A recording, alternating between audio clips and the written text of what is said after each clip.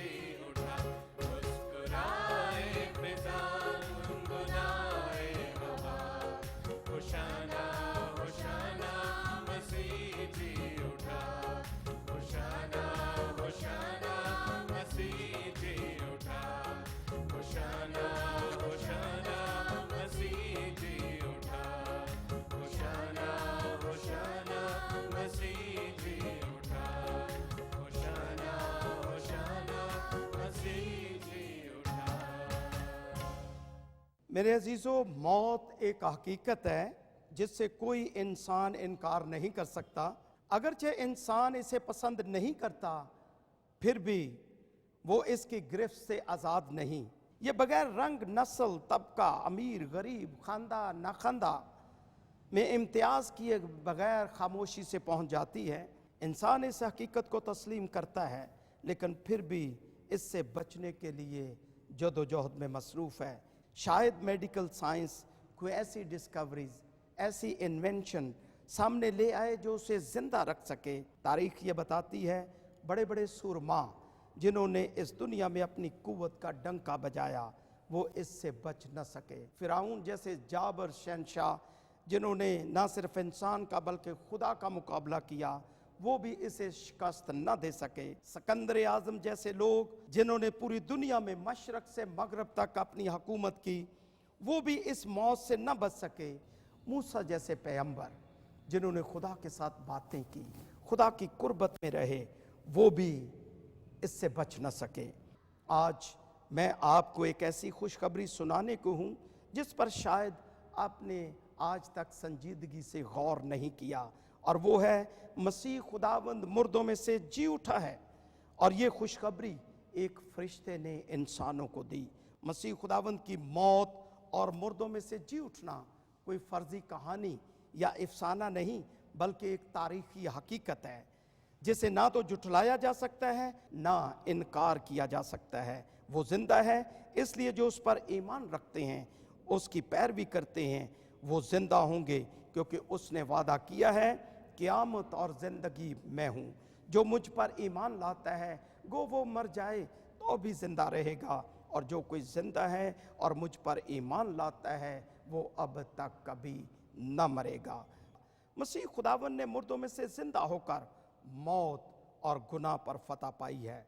कलाम मुकद्दस में लिखा है, ए मौत तेरी फतह कहाँ रही, ए मौत तेरा डंक कहाँ रहा। मौत फतह का लुकमा हो गई। आज पूरी दुनिया में इबादत गाहें उसके पैरोकारों से भरी पड़ी हैं। वो इसलिए कि मसीह खुदावंद मुर्दों में से जी उठा है। उसकी कब्र आज भी यरूशलेम में खाली है। आज तक कोई शख्स मौत को इस तरह नहीं ललकार सका।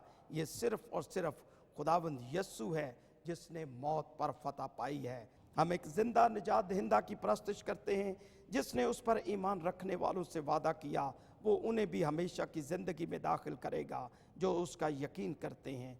वो मर्द हो या औरत, अब उन्हें अंधेरे में लड़खड़ाने की ज़रूरत नहीं, क्योंकि दोपहर की रोशनी से भी तेज़ एक उम्मीद की किरण फूट निकली है, और वो है मसीह खुदावंद मुर्दों में से जी उठा है।